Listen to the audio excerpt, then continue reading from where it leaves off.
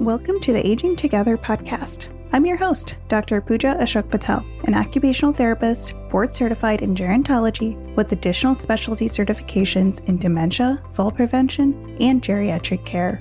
In this podcast, I interview guests who are experts in their fields and caregivers who share their lived experiences. Let's meet today's guest. Lani Almanza, a native of the Windward side of Oahu in Hawai'i, is a wife, mother, grandmother, and seasoned professional with a rich background in education, business, and nonprofit sectors. With a master's degree in communication from the University of Hawaii, Manoa, she dedicated 15 years to the American Cancer Society in leadership roles focused on health communications and community engagement. Following her retirement, Lani founded Alaka'i Associates, a wellness business guiding individuals toward healthier, more fulfilling lives. She also contributes as an editor for Givers Guides, supports the nonprofit Gimme A Break SCOO, and shares her expertise on the Alaka'i blog, which she has been writing since 2015. Additionally, Lani facilitates wellness retreats, provides workshops to community groups, and recently published her first book, Under a Full Moon and a Guiding Star. Hi, Lani. Welcome to the show. Thank you so much for joining me today. Thank you for having me, Pooja. This is a great connection. Yes, absolutely. When you first reached out and we first spoke, you shared multiple experiences with caregiving, and I really think that would be a great place to start if you can share a little bit about your personal caregiving journeys. Sure. I didn't really realize how far back my caregiving journey was until I started writing a book and really looking at the fact that I'm the oldest of 4 children. So I became the babysitter for my siblings and also neighborhood kids. So that really was my first sort of caregiving role, now that I look at it. And then I became a wife and a mother, and that's a whole different caregiving journey. And then became caregivers for my aging parents. Yeah, I can relate with you on that because I'm the oldest on both sides of my family for extended family as well. And so it definitely started young. You know, my younger brother was born 2 years after me. And so it started pretty much from probably as soon as they could leave me to him, right? Or leave him to me. I probably was about between 10 and 12 when I started sort of being left alone with the other 3. Yeah. Oh boy. So your aging parents, and then you briefly mentioned for your son as well, you know, can you give us a little high level highlight on kind of what made you a caregiver for both your son and your aging parents? So my youngest son, there were 2 big caregiving moments in his life. The first one was when he was 5 and he was hit by a car in front of our house, broke his femur, and he was in a body cast for 3 months. And so our whole family was thrust into learning caregiving roles, how to, sponge bathe a 5-year-old in a body cast, how to lift a 5-year-old in a body cast. And I thought God had tested me pretty well in that experience. And then when he was 19, he was diagnosed with a brain tumor. And that really spun me around and became actually one of the biggest transformation points of my life and my journey. So he transitioned or passed in 2005 when he was 22. But what I learned in those 3 years in that caregiving role was, first of all, how much caregivers are neglected in their own support and how much we don't know as caregivers to care for ourselves. The lessons of self-care was really, I realized that I needed to find them or create them in order to survive that journey, but also thrive afterwards. And that really helped me a lot when I then became caregiver for my parents. Again, being the oldest sibling, the one living the closest, having power of attorney. My dad had Parkinson's, which advanced into Parkinson's-related dementia. And then my mom was diagnosed with Alzheimer's. And so the lessons of self-care that I learned in my journey with Jacob became very critical to me being able to move through those next caregiving journeys. Yeah, that's definitely a lot on your plate, one after another, Yeah. especially with both of your parents. And now I remember you mentioned that your background is as a health systems manager. Tell me a little bit about that. So, right at the beginning of Jacob's last diagnosis, I was getting my master's degree in communication and was focusing on organizational communication and switched to health communication just because of the journey we were on. And then subsequently, I became employed by the American Cancer Society, and that health systems manager position was part of what I did. And it really gave me a perspective of, that again, that there's a lot of support for caregivers for the person that they're caring for, resources of how to care for someone, but not how to care for yourself. And so there came a very pivotal point in that 15-year employment when I turned 60, a very significant birthday, that I had sort of an awakening. And if you would allow me, I'd like to read just a little section from my book that explains what happened. Sure. So I was looking to reframe a business that I had started as a consultant for professional and personal development as Alaka'i Associates. And that had gotten shelved with Jacob's diagnosis. And so in looking to bring it back on my 60th birthday, that's a significant milestone. So I took a week's vacation that began with a women's retreat. Part of my personal growth that weekend was that I could see how Alaka'i would return as a wellness business. Since I was still working full-time with the American Cancer Society and the retirement number of 65 was a bit off, ways off, I started with redesigning my logo and my website and started a blog. And that commitment kept me going and writing. But something else profound happened that week. With my new commitment to Alaka'i, I began cleaning and reorganizing the room in my house that would be my office and my creative space. And I found in the back of the closet a large envelope, and what I pulled out was the MRI film of Jacob's tumor. It was the size of a tennis ball, and I lost it. I was mad. I was cussing and damning that film and cancer every which way I could. And I went in search of the largest black trash bag I could find, threw that envelope in it, and then tied it with a vengeance, marched out to the trash can, tossed it in, and slammed it shut, saying, "Cancer doesn't define me anymore." And then I cried a very cathartic cry. But that was when I knew my mission and my destiny was to move into a space of health and wellness and bring that to the world one person at a time. That's beautiful. Thank you for sharing that. So, how did your experiences as a health systems manager then shape your understanding of caregiving and self-care? Because I know you mentioned, you kept running into that gap there where the system's not built to support the caregivers, right? So, how did that change your perspective or your understanding? So what I started was what I had experienced, like I said, either finding or creating those self-care resources, techniques, strategies, lessons, and first incorporating them into my own life to really make them daily habits, and then go on to develop them with my Alaka'i Associates into resources that I could share with others.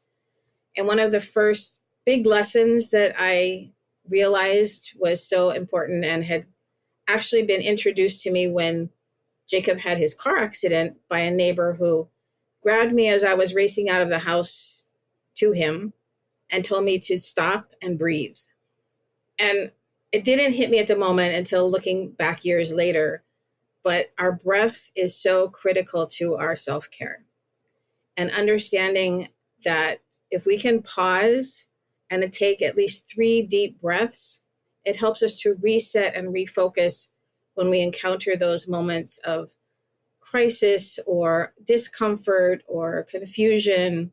Just pausing and taking 3 deep breaths can help us regain our footing. So that was part of the lessons from being a health systems manager and a caregiver, and developing those self-care lessons to really make them simple things that I could incorporate into my daily life. Yeah. What prompted you then? I know you kind of just read from your book a little bit on this, but what prompted you to shift your focus from that disease management to wellness? The realization that something was missing. And in our Western system of medicine, there are lots of things missing when it comes to caregivers. I remember one time the American Cancer Society came up with this wonderful folder, expandable folder for patients that had file folders marked with all the things to keep you organized as you're going through a cancer treatment. And I thought, in fact, I had a patient that clutched it and said it was like a lifesaver to her to have that folder. And I thought, where is the one for the caregiver? Mm-hmm. Because oftentimes that patient folder gets handed off to the caregiver, but again, it's for the patient. And there weren't there resources for the caregiver themselves. And so really looking at how I could bring that lesson that self-care is a necessity, not a luxury, to other caregivers.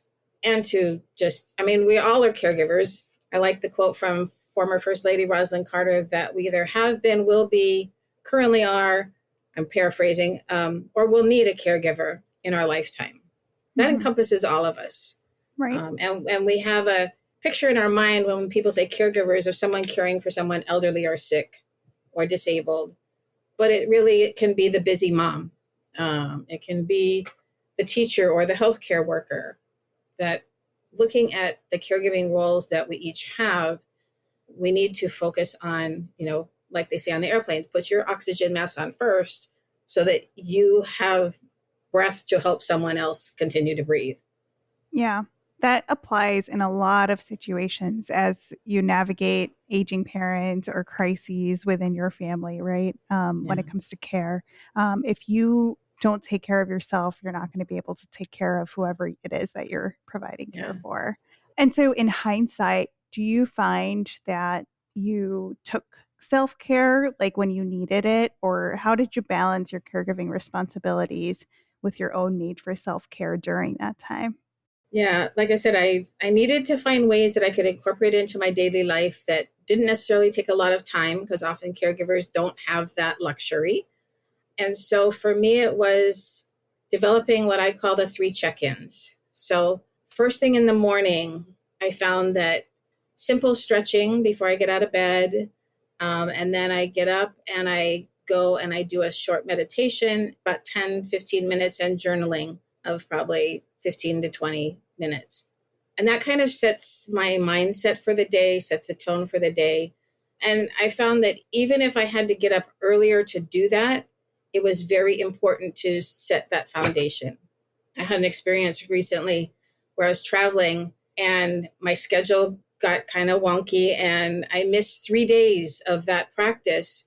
And by the 3rd day, I could just feel the tension building up. And I knew I had to pause and go and reset and get those 3 check-ins done. Midday, because I do a lot of computer work, in my office at my desk, it's to get up and move, maybe get outside, get some vitamin D, sunshine, or just the fresh air, or grounding, walking on the grass, and hydrate, because many of us walk around dehydrated and don't even know it. And that's very critical to our overall health. And the 3rd check-in is in the evening, and it's a practice of gratitude. So I have a gratitude journal next to my bed, and I try to list at least 3 things that I'm grateful for that day. And I know as caregivers, sometimes it would be, I'm grateful the day's over. I'm grateful I was able to take a shower, and I'm grateful I have a comfortable bed to sleep in. Sometimes just acknowledging those things to be grateful for can help you sleep better and reset for the next day. It's really reframing your cognitive mindset, right? I mean, It's so easy to get stuck into everything that's going bad. And that leads to negativity, that leads to poor mental health. And it just it's a domino effect, right? Yeah. And I really like how you said that this really helped you kind of stay in the zone and really look at what matters and then also give yourself that grace to say, here's everything that's going well, right? Yeah. And sometimes it gets chaotic. And so I have put those reminders on my phone that a little alarm goes off midday to move and hydrate. Before I go to bed, I have a little alarm that says my daily abundance prayer is, I'm grateful for the abundance I have received. I'm grateful for the abundance I'm about to receive. And I'm grateful for the abundance I'm able to share. That's really sweet. When you were going through the caregiving journey, you mentioned that there was no resource packet for the caregivers.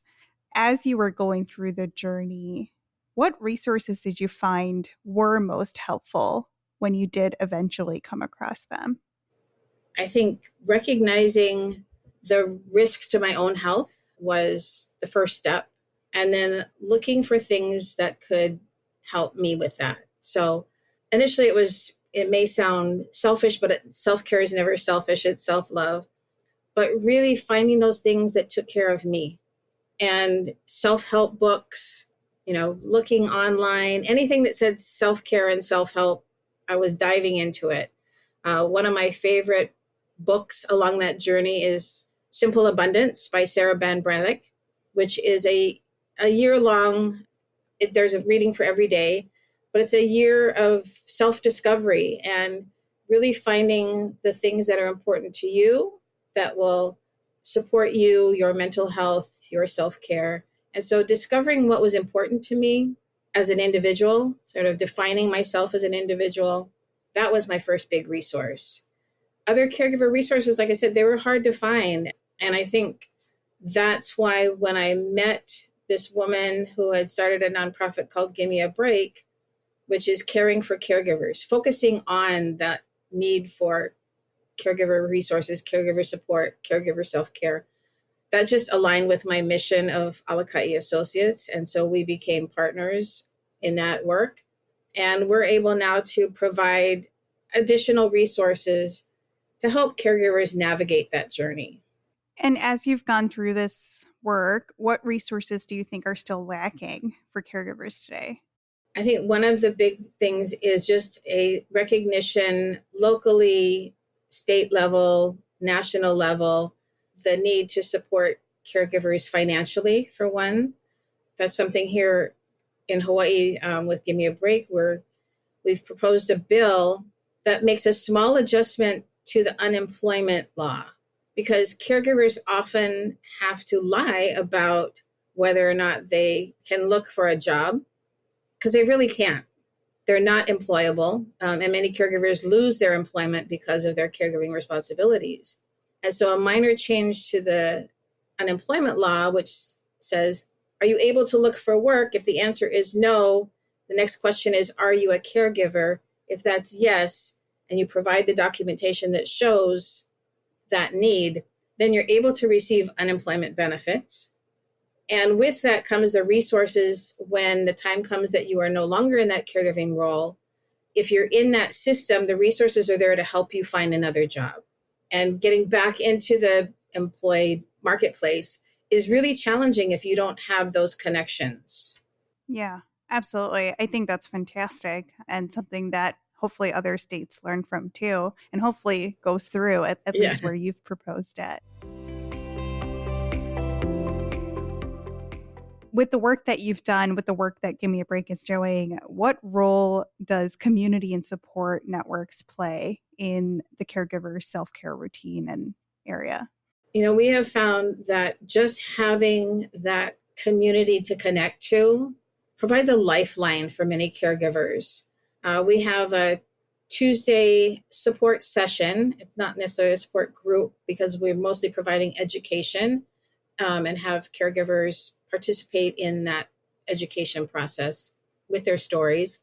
But a lot of times they just come on to connect with that community. They might be listening on their phone, not on a camera, sitting next to the person they're caring for, but just having that connection to that community, knowing that there's someone there that they can reach out to and ask questions.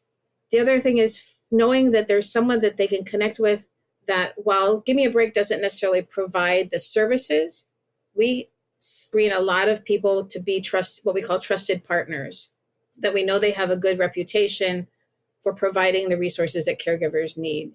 And so we help connect them to that. So if they come to us saying, I don't know where to start, I don't know, they say my mom needs a wheelchair. What is that? There's lots of different kinds of wheelchairs. Which one should I get? So we can connect them to people who can provide that information. We also provide resources through an online magazine called Givers Guides and a podcast called The Caring Caregivers Show. So really creating that community beyond just Hawaii, connecting with people across the country and actually around the world. We've had some people from the Netherlands be on the show, just to say that this is a universal, it's not just a local, it's not just a me caregiver issue. It's a universal concern. And a universal community that we're trying to connect. Yeah, absolutely. I mean, the growth of caregivers is going to be a global issue, right? And with how many people are aging, the longevity has increased, right? People's longevity. And then how many people will become caregivers over the next 20 years with less and less support from our health and care systems, because they're just naturally not built for it, right? They're not built for that massive increase in consumers. And I think that's part of our goal with Gimme A Break, and as I support with Alaka'i Associates, is to help caregivers maybe come back to the joy of caregiving and keeping their loved ones at home. Because I know for me, my experience with my parents, I ended up having to move them out of their home into assisted living, which was very, very challenging and also very expensive. But the cost of keeping them in their home and providing 24/7 care was going to be more than assisted living. And as much as I would want to care for them myself, I knew from my caregiving experience with my son that my own personal, physical, mental, spiritual capacity was not going to allow me to do that, really. I probably wouldn't survive that experience. And the data shows that 50% of caregivers do not survive the person they're caring for. They will pass before their caree. That's a really significant number. And as you age as a caregiver, so if you're 70 years old as a caregiver, percentage goes up to 70%, that you are not going to outlive the person you're caring for if you don't have the right support, the right health. And so again, it was for me, watching my parents age in illness, it's like, I need to do everything I can to age in wellness and to help others do that as well. Yeah, that's a really important point that you've made. A lot of times when I work with families and they tell me that the spouse is the primary caregiver, I have to ask, how old is this spouse? Are they healthy? Are they physically, mentally, emotionally healthy? Do they have the capacity to help as a caregiver? Because it's true. I mean, I've had situations where the caregiver is, the person who needs help is like 85, and then their spouse, who's a primary caregiver, is 80, and they're both frail and they're both elderly and they're both at risk for falling and getting sick, and they're just taking care of each other. And it sets up for a very potentially devastating situation. Yeah. Right? And I think the other thing that I've sort of in my own journey, now that I'm almost 70 and I have adult children, is realizing that you really need to have those conversations early about what expectations there might be for caregiving as parents age. That me and my husband both did not want that caregiving responsibility to just automatically fall on our daughter because she's the only girl and closest in proximity to us. But also for the ones that aren't close, have those conversations to keep them in the loop as to what's happening. Because oftentimes if we don't share that information with others, and a lot of times caregivers are really bad about asking for help, but if we don't share that information, people don't know how to help us. So recently, my husband had to have emergency gallbladder removal, and I shared with my adult children what was going on so that they could then communicate with their father and check in on him to help with that caregiving, follow-up. So just having those conversations earlier about the expectations and putting on paper, what it is you want to happen in your caregiving journey is really critical. Yeah, that is the exact service that I provide through my practice is proactive care planning, and I help facilitate those conversations. And it's always a point of disagreement oftentimes when it's like, hey, we need to talk about this right now. And they're like, we'll cross this bridge when we get there. And I'm like, you don't know when that bridge is coming. Mm-hmm. You need to prepare for it now. Right. Yeah. And it's hard. It's really hard. As human beings, we don't want to talk about bad things. We don't want to talk about sad situations or difficult things, and unfortunately, it's just the way life works. We know that we're all going to be there at some point, and we have to talk about it. And I have found that having those conversations earlier with young adults really helps to facilitate more of a conversation than we're just planning for mom and dad's end of life. If you're having it with young adults, it's like, we all have an end date as humans, and we never know when that's going to happen, whether it's your 20-year-old, 22-year-old son or your 80-year-old father. What do you see at this point in your life? What do you see, or what's important to you for that caregiving journey? So then it becomes more of a conversation and not really an expectation of something down the road. Yeah, absolutely. Now, you've talked about your own wellness practice. You've talked about how you partnered with Gimme A Break. You've talked about the Caregiver Show. What inspired you to start the Caregiver Show? And then also, what topics do you cover for those who might want to listen? So that inspiration really comes from Savvy, who's the founder of Gimme A Break. The passion for caregivers is her mission. And like I said, it aligns with my wellness work with Alaka'i. But it was really another way to expand the reach of Gimme A Break, to have the podcast, and to really bring in as many resources, different kinds of resources for caregivers that sometimes we don't even know exist or that we need, and from a variety of perspectives.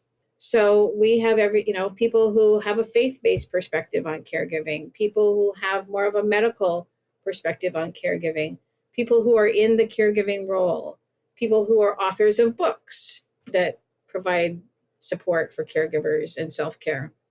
So we have a broad range. And like I said, we've got guests from around the world. So again, people can tune in from anywhere. It's a live broadcast on Wednesdays, but then it's uploaded to every podcast platform out there. So people can find it through whatever podcast platform they use, or they can go to the Gimme A Break website, which is gab808.org, to connect to the podcast and to our online magazine. Great. And what services does Gimme A Break offer? I know you said they connect you with the resources they need. Are there additional services that are specifically provided? Some of the direct services that we do are workshops and what we call pamper sessions. So we will offer to various groups these pamper sessions where we go in and just provide a day of pampering. So we have foot and neck massager portable that we bring. I do a sort of a wellness checkup that talks about simple steps for self-care, specifically for caregivers. We do some gentle essential oils, massages, a variety of things for caregivers. And one of the big successes with that particular event was with a care home organization, assisted living care home organization, where we serviced over the period of 5 days almost 300 healthcare care workers. So not necessarily the caregivers of the people, the residents that live there or the patients, but the people who were caring for them. And that was so impactful that, we had people saying, nobody's ever recognized us for this. Nobody's ever done something like this for us.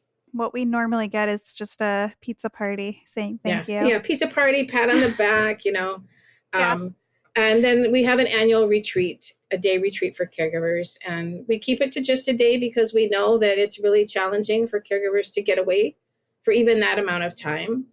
So we provide, again, it's a chance to reset, what we call reset, resource, and revive.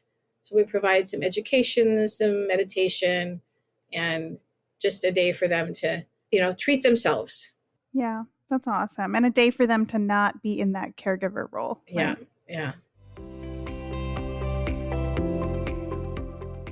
In your opinion, what is the most overlooked aspect of caregiver self-care that you see today? I think just the education for caregivers of what they can do for themselves and the community that's out there for them to connect to. And for me, I think the most overlooked aspect, and I said before, is just the power of our breath.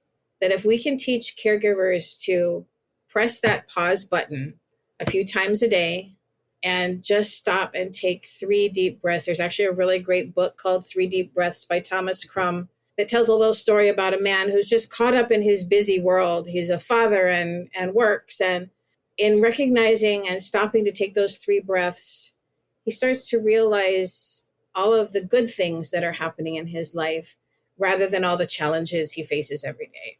Right. There's that reframing again, right? Yeah. So when caregivers don't know what they don't know and they don't know what resources they have available to them, how do they advocate for themselves to ensure that they get the support that they need?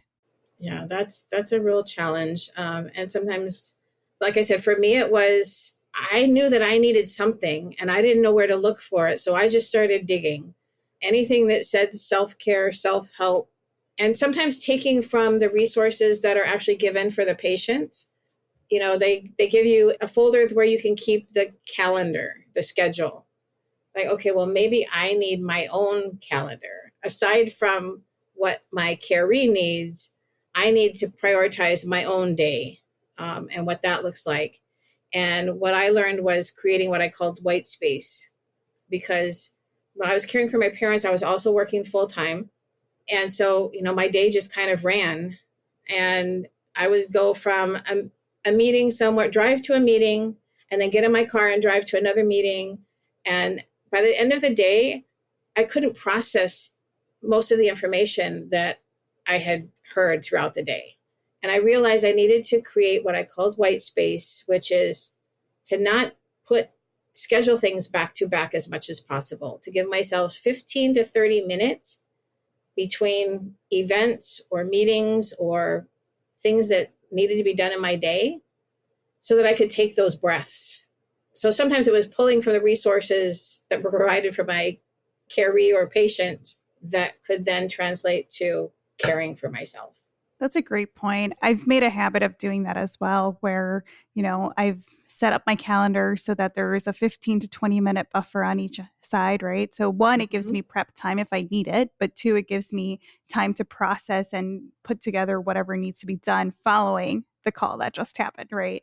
And that's important even in personal life. My husband and I have a, shared calendar because we have to make sure we can manage our own schedules around each other's schedules. But even then, like, intentionally leaving evenings blank so that we're not constantly doing something, right? And I tell people is don't just leave a blank space, actually schedule that time, but make the appointment with the most important person, which is you. Yeah. So it's like meeting time with Lani. Like, this is my meeting time with just me. Yeah. Yeah. That's a great point. I don't know that I've done that specifically. Because oftentimes if we leave it blank, then we think it's blank and we can fill it with something else. But if we actually schedule it for something specific, we have to stop and think about changing that schedule. Like, is taking this activity more important than the meeting with myself? Yeah. Prioritizing yourself. We've touched on a lot about caregiver stress and why we need to address it, whether it's through breath work, through intentional time blocking, seeking out resources. I want to talk a little bit about the impact of caregiver stress on health, right? You also pointed out that statistically, caregivers who don't have the appropriate supports in place will not outlive the people who they are caring for. So can you talk a little bit to why is that? Why is caregiver stress so impactful on their health? So, I mean, we all are impacted by various stressors throughout our day. But I think when you take on the role of caregiving, it's not just your own well being that you're thinking about. So, the self care, your own well being is one thing. But when you take on the caregiving role, that whole self care for the person who's unable to do it now becomes part of your role too. And so it's just a very much of an added stress that oftentimes we can't avoid, but there are ways that we can bolster our health and wellness in order to manage that and handle that and survive and thrive through that. Absolutely. And it's also the lack of that intentional time for yourself that adds up, right? Now, oftentimes caregivers are neglecting their own doctor's appointments, their own annual wellness checkups. And so then potentially they're getting sicker. They're not exercising. They're not eating properly. They're not sleeping well because of interrupted sleep because they have to help mom get up to the bathroom twice a night, right? So it's things that add up that are detrimental to the caregiver's health that often go unnoticed because they're not paying attention to themselves. And that's why with both Alaka'i and Gimme A Break, we try to educate caregivers about those little things that you can do to sort of balance out your wellness wheel in this role of caregiving. So yeah, not eating properly, to have one of Savvy, my partner's favorite things is to have stashes of healthy snacks available. So instead of a candy bar in your purse, have a granola bar in your purse or in the glove compartment so that when you're at the doctor's office and it's running late and you know you're not going to get to lunch when you had thought you were, you can reach for something healthier. So just helping caregivers find these little ways that they can incorporate into their daily routine as a caregiver that don't seem so overwhelming, don't take a lot of time, don't take a lot of money, but can really help them start to survive and thrive through that journey. Absolutely. Now, you mentioned that you are one of four, you have multiple children. How can adult children better support their parents who are in these caregiving roles, right? Because I think I talk a lot about the sandwich generation where we're taking care of young kids and also aging parents. And that generation is starting to get smaller and smaller because we're having kids later. And so our kids are still too young to fend for themselves, while at the same time, our parents are getting older and also need our help, right? And at the same time, those older parents are taking care of each other, or maybe even some of the younger family generations are now at a stage where there's grandparents and great grandparents, and the grandparents are taking care of the great grandparents, right? And so it becomes this 4 generational or multi generational situation and dynamic. How do all adult children throughout those generations better support their parents who are playing these caregiving roles? I think the first thing that we talked about earlier is to have the conversation about what that looks like and what the expectations are. And it's interesting that you say that because outside my office door today, my husband is watching our 15-month-old grandson. Uh, so, we constantly have the conversation with our daughter and her partner about those caregiving roles and what the expectations are, and that, Appa and Nana can help a few times a week, but not 5 days a week. And certainly in a lot of cultures, and especially here in Hawaii, where we have a lot of different cultures in this state, multi-generational caregiving is something that is culturally practiced and looked on upon as, if you are in a caregiving role, you kind of have a higher position. You're looked favorably upon because you have taken on this caregiving role. But a lot of times the multi-generational thing is because of the lack of resources, housing, or jobs. And so people kind of get sandwiched into that role. So again, having those conversations about what the reality is, what the expectations are, and kind of defining roles and responsibilities to be really clear about what people can and can't do, I think is really important in that situation. Yeah, definitely. Open communication is usually the number one practice, right? Or number one recommendation, similar to what you explained about the people of Hawaii. It's very common in our South Asian Indian culture to also offer multi-generational caregiving, right? And it's seen as a sense of duty, a sense of obligation, and a sense of privilege to be able to do that, right? Whether it's us providing care for our parents and grandparents, or parents and grandparents providing care for their grandkids, right?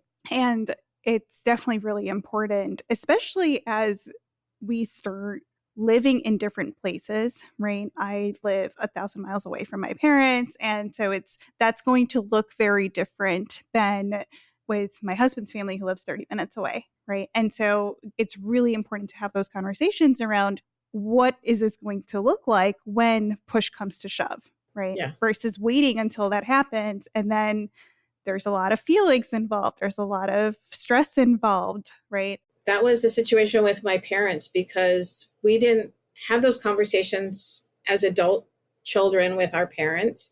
And I'm 5 years older than the next sibling down. So, it was like, okay, my parents are running their lives and now I'm married and I'm running my life and all is well. And then when it came time to look at my parents' care, health-wise, financially, the conversation got awkward pretty quickly. And then when it came time to have to move them and realizing that what resources we thought they might have weren't there. And so having to move them out of their home, like I said earlier, was probably one of the biggest challenges I faced as a caregiver. And with my 3 other siblings, there was a lot of emotions around that. And one of the big lessons I learned, and my daughter brought it to my attention for herself, was that the stuff doesn't matter. All the belongings that people get hung up over and fight over, the stuff doesn't matter. What matters is our connection to family. And so, again, having those conversations early about the stuff even is like, okay, well, if you want the stuff, if you want to give it to someone, let them know. If that person doesn't want it, don't hold on to it. Don't hold on to it emotionally. You can keep it if you want to keep it around, but just have those conversations because my kids have all told me, I don't want your stuff. And they actually used a different 4-letter word instead of stuff. It's like, they're building their families. They have their own stuff, belongings, etc. There are, a few items, sometimes a sentimental picture or object that they might want to hold on to, but you need to have that conversation early. So again, there's not the fighting at the end process of who gets what. Yeah. I think that's generational too, right? Like I know my mom, for the longest time, she's like, well, I'm holding on to it for you. So when you buy your own house and you have your own family, like you have this, right? And so it was really helpful at first, right? Because like getting on your feet, like all that kind of stuff, like it was very helpful, very grateful for that. But as the years have gone on now, I'm like, Mom, I moved out like 14 years ago. I have lived on my own for 10 years. Like I'm self-sufficient. I have a home. I don't need this stuff anymore. Right. And also I think generationally, we, at least from what I've seen as a generation, we tend to be a little more minimalist in the stuff that we keep in our house. Right. Yeah. And so if it's not going to fit the design or it's not going to fit how I want my kitchen, guess what? We're not keeping it. Yeah. Right. Yeah. Well, and even came down to all of the papers, the artwork that I kept for my kids that I thought would be so wonderful for them to see when they were adults. They're like, yeah, that's nice, Mom, but I don't want all that paper. Yeah. And that was a good lesson in letting go too. And I think that's something caregivers also need to work through is the letting go process. And it helps if you start letting go of stuff first before you let go of people. But the lesson of letting go was I saved it because it meant something to me. And if it doesn't have that same emotional attachment for the person that I thought it was going to, that's okay. That we can both let it go. Absolutely. That's a really good perspective. Like, this is important to me. That's why I did that, but it doesn't hold the same value to you. Yeah. And so let's have that conversation. Yeah. How do you see the future of caregiving evolving, especially in terms of support and resources for caregivers. There's been a lot of recent improvement when it comes to technological advances and federal programming and just the care gig economy too, right? And so it seems like all of this that has seemed to come out of nowhere over the past year probably needed to start about 10 years ago, right? But we have it now. So where do you foresee all of this kind of going, into the future, let's say maybe 5, 10, 15 years, when we will have the largest population of adults over 65? Yeah, I think that is a very big question and concern that really requires caregivers to take a more active role in advocacy, to really become more aware and educated of what the situation is. And oftentimes it's hard when you're in the role to feel like you have the energy to do that. So I think simple things like getting connected with a support system, an organization like Gimme A Break or whatever's available in your city or state, to get connected and help to advocate for the resources that are important to you. And not all caregivers have the same needs. So to find what is important to you and to really have a voice about that in whatever capacity you can. Yeah. I think that goes along with, perhaps this is your advice, but what advice would you give to someone who's just starting their caregiver journey? To connect with a community of like-minded people. And I would say, not that I have anything against support groups, but if it turns out to be a group where people are just lamenting their situation and not taking an active role and responsibility in moving forward in that, I would avoid that kind of thing because that just keeps you in that negative space. So to find a supportive community that provides you with education and resources, and again, particular to your needs. And that's one of the things that we focus on at Give Me a Break is if you contact Give Me a Break through the website, there's a sort of an intake form that we ask people to go through that helps us identify exactly what your need is, because not every caregiver has the same need. And so we don't want to just blanket tell you to, oh, well, reach out to AARP. Well, they have a plethora of resources as well. And so to really help narrow it down to what is your specific need and what is the best resource for you at that time. Couple great points there. I love that you identified the pros and cons of support groups. I like to identify them as support groups versus peer groups.